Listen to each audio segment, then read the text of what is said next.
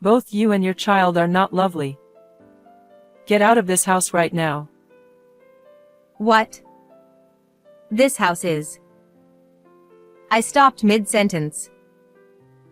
Okay. I started packing my things. My husband was flustered as he watched us. Wait. You don't have to leave. But your dear mother told me to leave. I have to obey, right? Jimmy, don't bother with that woman. Come over here and have some cake. My mother-in-law had a triumphant look on her face. I decided to knock her down a few pegs and went back to my parents' house with my daughter. My name is Megan, a 34-year-old office worker. I got married to a man named Jimmy 2 years ago. Jimmy and I met through a popular dating app, and after a year of dating, we became a married couple. Although Jimmy was unreliable sometimes, he was a very kind and thoughtful man. When we were dating, he would look up restaurants I wanted to try and plan our dates in advance. Even after we got married, when I was tired, he washed the dishes for me or brought home my favorite dessert.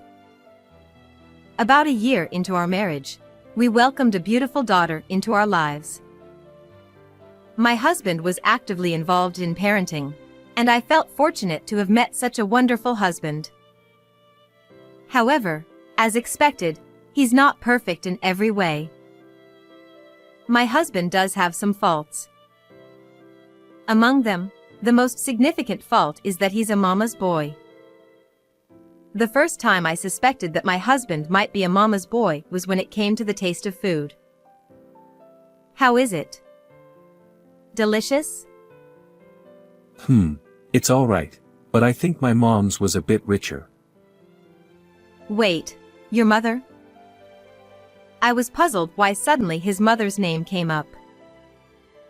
But upon further conversation, it turned out he considered his mother's cooking to be the best and wanted me to replicate that taste as much as possible. Since my mother-in-law's cooking seems to be generally rich in flavor, I've been trying to make dishes a bit richer as per my husband's request. Even when we go on trips, he always says, "What souvenir should we get for Mom?" He has a father too, so it's normal to think about what to get for parents, but my husband always starts with "for Mom." I suppose if I look at it from the perspective of valuing one's mother, it's a good thing. And I think there are quite a few men who could be considered mama's boys. However, I would later come to realize that my husband's attachment to his mother went beyond what I had expected. I'm thinking of living with my mom. Wait, why all of a sudden? Looks like my mom and dad are getting a divorce. What? Is that true? Apparently, it's because of my dad's affair. I can't believe it. My father-in-law was a kind person, but you can't judge people by appearances. It's really cruel to leave my mom alone, and besides, if we live together, she can help take care of our daughter. That does make sense. I'm currently on maternity leave, but with my mother-in-law's support, I might be able to return to work sooner. But I felt a bit uneasy about it. Does my mother-in-law really like me? Will we get along living together? I shared my honest feelings with my husband. Then my husband said, "Don't worry, it'll be fine. My mom has been praising you." I was surprised that my mother-in-law had been praising me. That fact made me happy, and I started thinking that we might get along well even living together. However, I soon realized that my thinking was too optimistic. My mother-in-law moved into the apartment where we were living, but she suddenly started to be rude to me.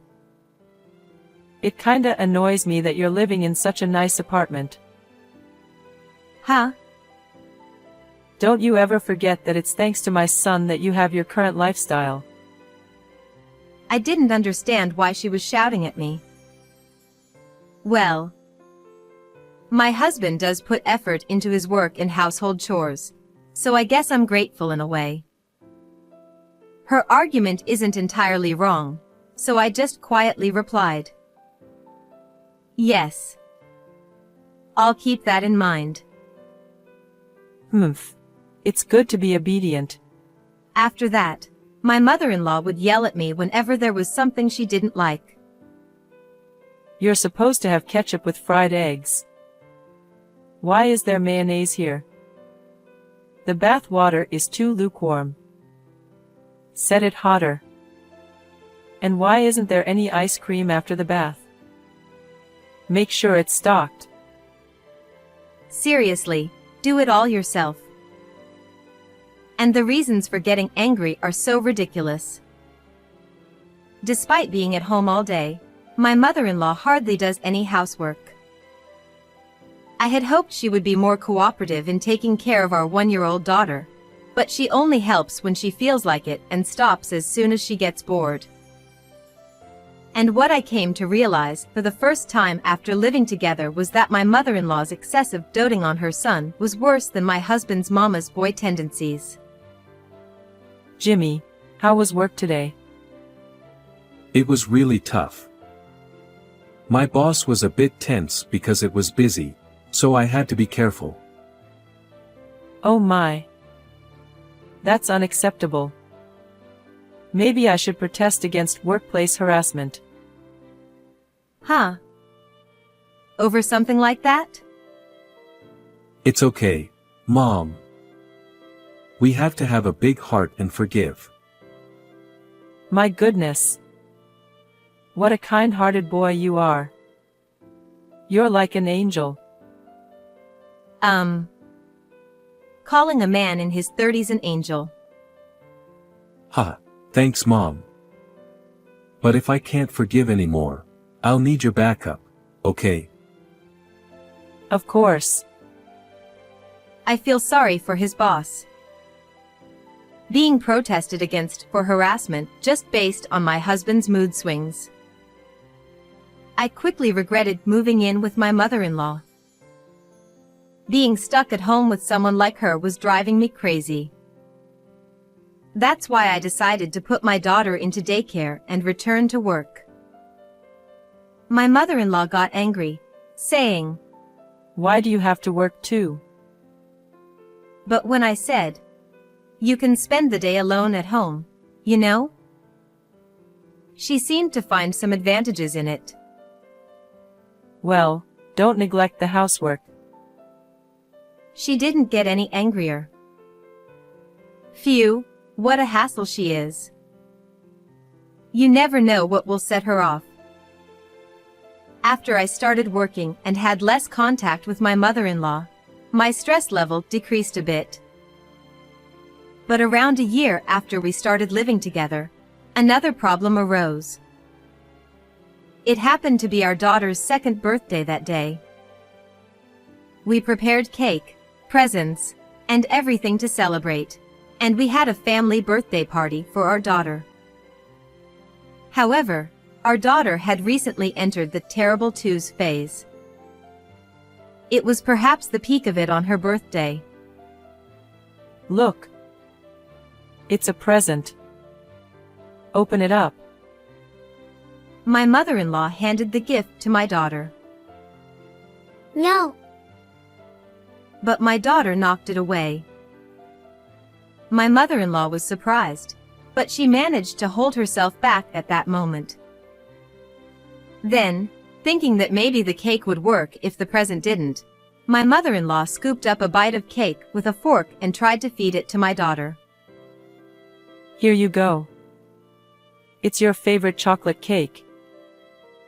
No, I don't want it. But my daughter pushed it away with her hand once again. Then, a bit of cream flipped and landed on my mother-in-law's forehead. That triggered her, who has a short temper, and she exploded in anger at my 2-year-old daughter. Will you cut it out? You're getting too cocky just because I'm being nice. My daughter burst into tears at the sudden outburst. What are you doing? She's scared. I hurriedly pulled my daughter close to protect her. Shut up. She's such an unlovable grandchild. Then you're an immature grandmother. What did you say? Normally, adults don't use such words on a 2-year-old. Shut up. You're such an insolent daughter-in-law. Can't you control that mouth of yours? As we argued, my husband jumped in. Cut it out. Don't insult Mom. What? Are you taking your mother's side in this situation? Normally, you should take your own daughter's side, shouldn't you? You can make as many children as you want. But there's only one mom in this world. That's despicable. You're saying it as if it's some kind of profound quote, but it's garbage. Hey. Stop talking bad about Jimmy. You and your child are not lovable. Get out of this house right now. What? This house is. I stopped mid-sentence. Okay. I started packing my things. My husband was flustered as he watched us. Wait. You don't have to leave. But your dear mother told me to leave. I have to obey, right? Jimmy, don't bother with that woman. Come over here and have some cake. My mother-in-law had a triumphant look on her face. I decided to knock her down a few pegs and went back to my parents' house with my daughter. After that, my husband called me many times, but I ignored them. I proceeded with various preparations and sent the divorce papers to him. It seemed my husband also filled them out and sent them back to me. I promptly submitted them to the city hall. Then, I called my ex-husband. Hello. I submitted the divorce papers, so thanks for filling them out. Ah, so it's okay, it's fine for me and Mom to keep living in this house, right? Since you are the one who decided to leave here with our daughter. Fine by me, as long as you pay the rent properly. Ha, well, of course I will. This apartment is rented under your name, so I was a bit worried when you moved out the other day. But if I think about it calmly, all I need to do is change the name on the lease, right? Thanks for providing a comfortable living space for me and Mom. That's good to hear. By the way, how much is the rent here? All right then. How about $1,500 for the rent? Ha! What are you talking about? Stop joking and tell me the actual rent price. I'm not kidding. Because I'm the landlord. Ha! We talked about this when we got married, didn't we? I made quite a bit of money from stocks in the past, and I used that to buy that apartment. You just assumed it was a rental property. My ex-husband seemed to be completely stunned and fell silent. If $1,500 for the rent is too much for you, I'll put it up for sale properly. That apartment will sell quickly. Wait. If you do that, where will my Mom and I live? I don't know. Just leave quickly. Otherwise, I'll report it to the management company. With that, I hung up the phone. Then I blocked my ex-husband's number. Afterwards, I demanded child support payments from my ex-husband through a lawyer. According to the lawyer, my ex-husband lost so much weight. Well, it must be mentally and financially tough to support both my ex-mother-in-law and pay child support. By the way, apparently my ex-mother-in-law also attended the discussions, and both my ex-husband and ex-mother-in-law were just blaming each other, saying, "It's your fault, non-stop. It's surprising how quickly the relationship between such a closely knit parent and child can fall apart when money and a lavish lifestyle are lost. Or rather, perhaps they were just only superficially connected. Well, it doesn't really matter to me anymore. On the other hand, the apartment sold for unexpectedly high, so I've saved all of it for my daughter's upbringing. Right now, I'm living with my parents, relying on them, and working hard. I want to be in a relationship again at some point, but right now, my top priority is earning as much as I can for my precious daughter. Oh, but in the future, I'll make sure not to become too overbearing or excessively indulgent with my daughter, taking my ex-mother-in-law as a cautionary example. I am Rachel, 32 years old. I am an ordinary housewife with a husband who is 3 years older than me and a son in daycare. Though I am a housewife, I also work hard at my job, having a very busy daily life. One day, there was a welcome party for new employees at my company, and I attended as well. On the way back from the party, I was suddenly stopped by a police officer. I had been obeying the speed limit and traffic lights, so I was puzzled as to why I was being stopped. However, I ended up being subjected to an outrageous false accusation by an extremely rude and unreasonable police officer. Normally, I don't usually attend company drinking parties. There are various reasons for this, but the fact that I still have a small child and the fact that I can't even handle a drop of alcohol are major factors. Consuming alcohol triggers such a strong physical reaction in me that it causes me considerable discomfort. However, this time it was the welcome party for new employees, and due to my position as a section chief, I felt obligated to attend. Furthermore, although it was originally planned for one of my subordinates to organize the event, since I'm always sober throughout these events due to my inability to drink alcohol, I volunteered to take on the role of organizer. I want my subordinates to enjoy drinking occasionally at such gatherings. Also, among my peers, there's a woman named Nicola who has an incredibly low alcohol tolerance but loves drinking and has the troublesome kinds of being a laughing and crying drunk. It has become somewhat of my responsibility as a colleague and friend to ensure she gets home safely.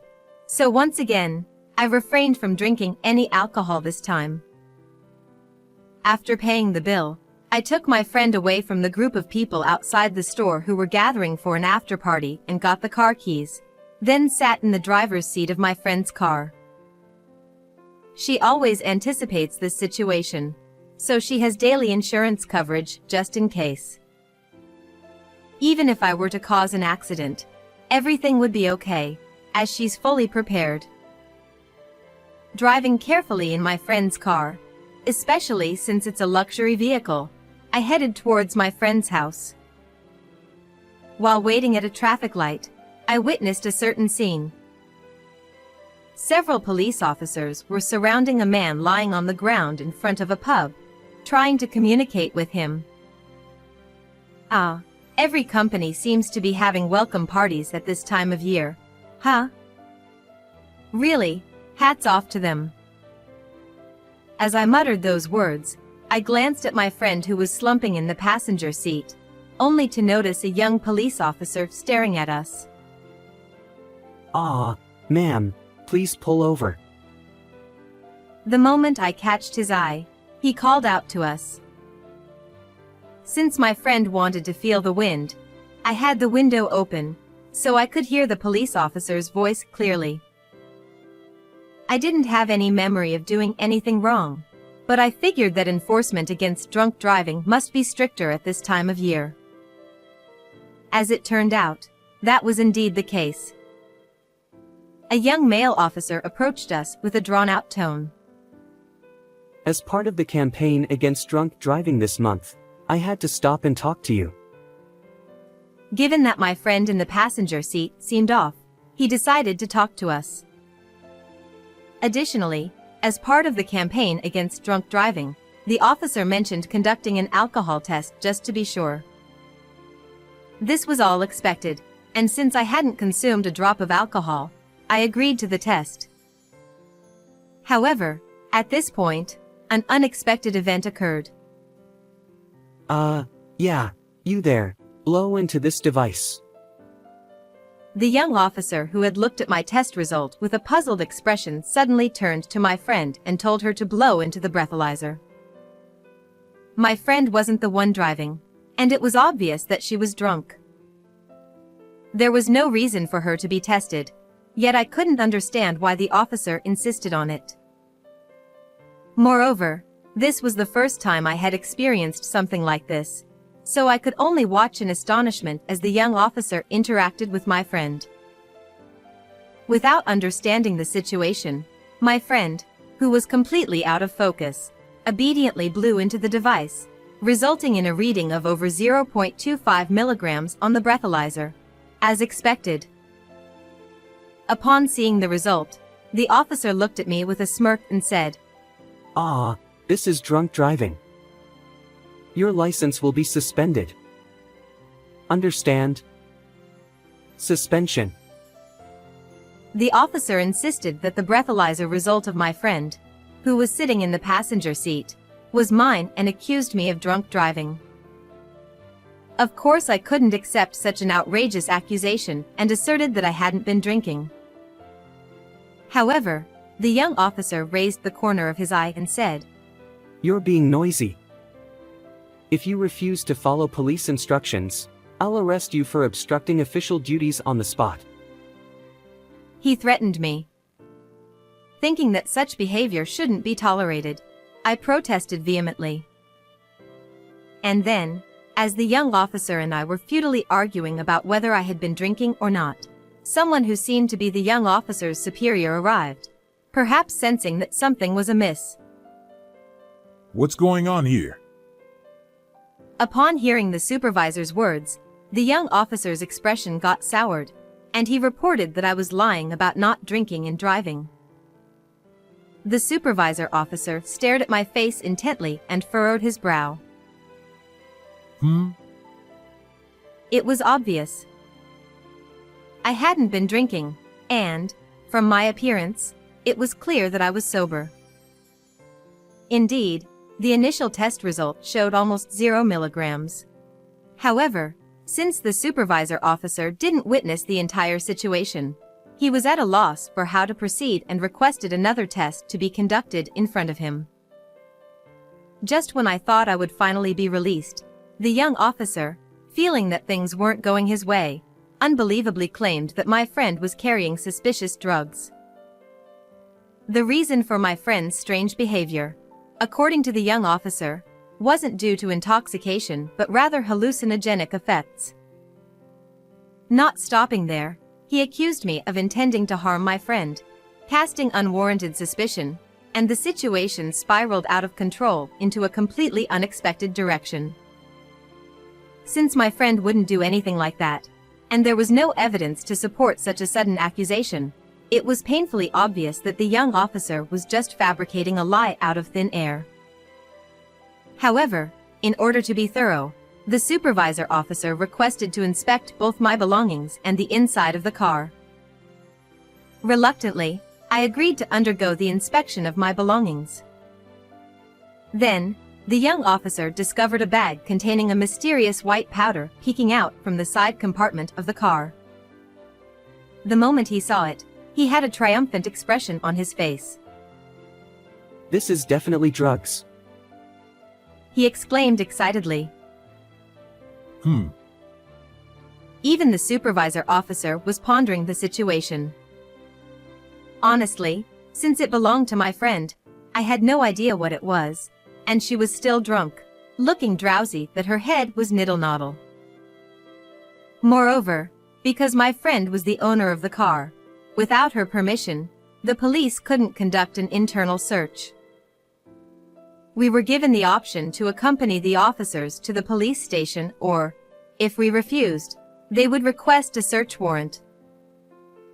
Furthermore, as the young officer loudly declared, It's drugs. Other officers who were dealing with a drunken man lying by the roadside also gathered, making the situation even more chaotic. Caught in a situation where nothing made sense anymore, the young officer began to make a fuss about arresting us on the spot. Feeling like things were getting out of control. All right then. Shall we go to the police station? I responded more calmly than I thought. Making a scene here won't solve anything, and I have a lot to say about the false accusation of drunk driving earlier. My friend was also being framed as a criminal, so I couldn't stay silent. Upon hearing this, the young officer looked surprised. Ha!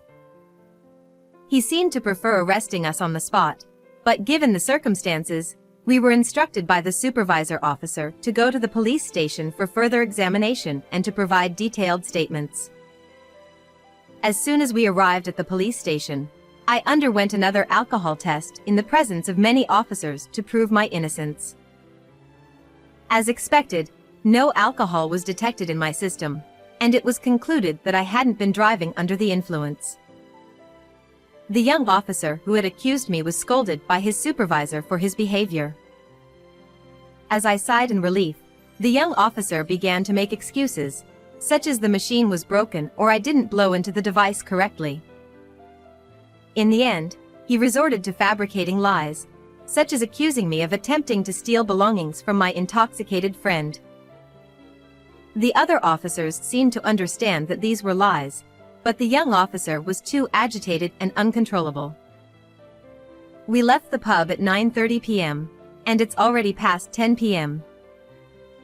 I told my husband that I would be home by 11 p.m., but it seems impossible now, and I'm starting to get frustrated. My friend was getting sober, noticing something's wrong, and was checking what's happening. We are innocent. Please apologize. I demanded an apology from the angry young officer. Are you threatening me? But he became defensive. At that moment, the anger I had been holding back surged over me. Enough is enough. My loud voice echoed through the police station, bringing a momentary silence. My friend also looked up in surprise at the sound of my voice. I rarely raise my voice like that, so it must have been startling for them. Even when my subordinates make big mistakes, I've never shouted like this before. But right now, there's no time for such thoughts. I was falsely accused of drunk driving and nearly arrested, and my friend was even suspected of using suspicious drugs, leading to the situation where we had to come to the police station late at night. It's all because of that unreasonable young officer who does nothing but lie. I can't stand the fact that someone like him abuses the power of the state as a police officer and acts so arrogantly. I strongly felt that he must be held accountable. Phew, it seems you're prepared. I won't hold back anymore. I stood in front of the young officer and asked, "What's your intention in trying to make a false charge against us?" He probably thought that since we're just two women and one of us was drunk, he could easily get away with making things up, right? But that's not going to happen. Then, the young police officer, perhaps defiant, responded boldly. I simply conducted the test as part of the Drunk Driving Prevention Month. The fact is, there were suspicious drugs. You're the one who caused a scene, so why should I be blamed for this? His resolute attitude caught me off guard. But I couldn't let myself be overpowered here, so I raised my voice just as much. Then why did you test my friend and lie that I was drinking after you realized I wasn't driving under the influence? Can you explain that thoroughly? My words caused a stir around us. The young officer, not willing to back down. Do you have any proof that I lied? He still continued denying everything. as I pondered how to recreate the situation. Our car has a dashcam that also records the interior. Could you check that, please? Nicola hesitantly spoke up. It turns out, she had invested in a high-quality dashcam for the luxury car. She chose such a product not only for security but also to capture any incidents that might occur inside the car. She believed this could serve as evidence. My friend mentioned that she doesn't remember the incident because she was too intoxicated at the time, but she believed me and trusted that I wouldn't lie. She also said she would explain about the car interior inspection and the drugs in question. Although she was intoxicated until a while ago, this situation seemed to have sobered her up to some extent.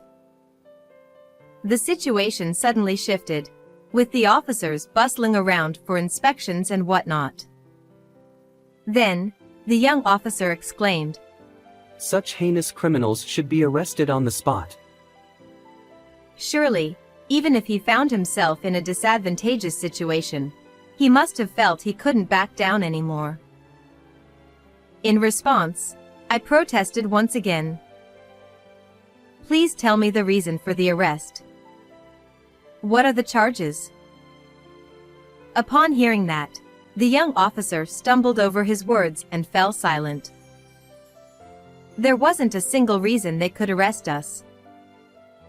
In such a situation, the only option left might be an on-the-spot arrest, but we weren't causing any trouble, and we were complying with the voluntary inspection. The other officers, who were beginning to realize that the young officer was lying, were trying to calm him down. We need to confirm the facts first. However, they were sending looks of either disbelief or coldness. The young officer started trembling and eventually burst into tears at that. Afterward, we underwent questioning and inspections at the police station for a while, and before we knew it, about an hour had passed. Thanks to my friend's cooperation, things proceeded smoothly. Regarding the white powder, it's just allergy medicine for hay fever. See, it's pollen season, right? I've always had severe allergic rhinitis, so I always carry it in my car or bag. My friend explained it that way. The name of the medicine's ingredients was printed small at the bottom of the bag, and just to be sure, we had it tested, but as expected, it came back negative. Since there was nothing suspicious found during the car search, and I was the one driving, we were able to completely prove our innocence. Regarding this, I received an apology from his supervisor. I sincerely apologize for the significant inconvenience caused on this occasion. It's late today, so I'll visit with the director tomorrow to offer our apologies once again. However, the young officer still refuses to admit his wrongdoing and insists. This must be some kind of mistake. There must be some oversight. I couldn't stand it any longer. If you insist on that, then let's go to court. Insulting me, threatening me, negligence of duty, and fabricating information. Let's leave it to the law to decide which side is right, as befits a nation governed by the rule of law. With that, even the young officer couldn't say anything more. Just when I thought we were finally free, it was almost midnight, and as I exchanged glances with my friend, I let out a deep sigh. While my friend hadn't completely sobered up yet, I was helping them back to the car when that young officer came running after us and called out. I turned around, thinking he had more complaints, but to my surprise, his face had turned pale. I heard from those who interviewed you. Is your husband a lawyer? I was wondering what he was going to say, and then he came out with something like that. Yes, that's right. I'll tell my husband everything about this incident, and we will definitely sue you. He then grabbed my clothes and pleaded with me. I won't do it anymore. Actually, there's a personal quota I need to meet, so I had no choice but to do such things. The young officer then confessed the real reason for his actions. It's infuriating to think that we were detained for nearly 2 hours for such a ridiculous reason. I couldn't care less about your quota. What's more concerning is the fact that the police are causing trouble for innocent civilians and even fabricating charges. What's going on here? I raised my voice and pushed away the young officer's hand. I thought I might be accused of obstructing official duties, but given the circumstances, the young officer, on the verge of tears, remained silent and looked down.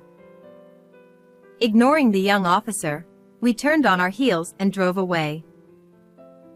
Afterward, senior officials from the police station came to apologize to us, but I made it clear that my intention to pursue legal action against that young officer hadn't changed. I don't really want to say it, but the police tend to be lenient with disciplinary actions against their own, so I didn't want them to settle for just a slap on the wrist. So, I decided to file a civil lawsuit with the help of a lawyer acquaintance of my husband. While it's possible to file an administrative lawsuit, there's a higher chance of it being dismissed, so we were advised that a civil lawsuit would have better prospects for success.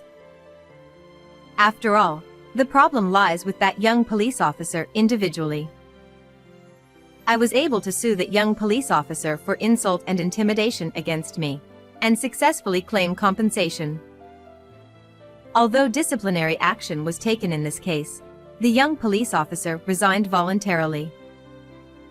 As for me, I hadn't mentioned this matter to anyone outside my family. Rachel stood up to the police and it was amazing. But my friend, Nicola, made a big deal out of it and the story became the talk of the office.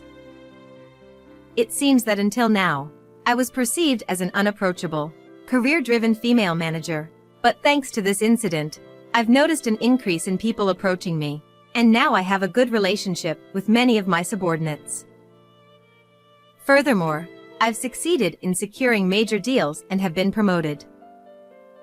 Thanks to that, I was able to take a long vacation, so I'm planning a long-awaited trip to Italy with my family.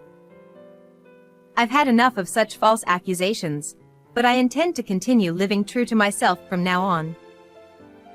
Well then, everyone, take care.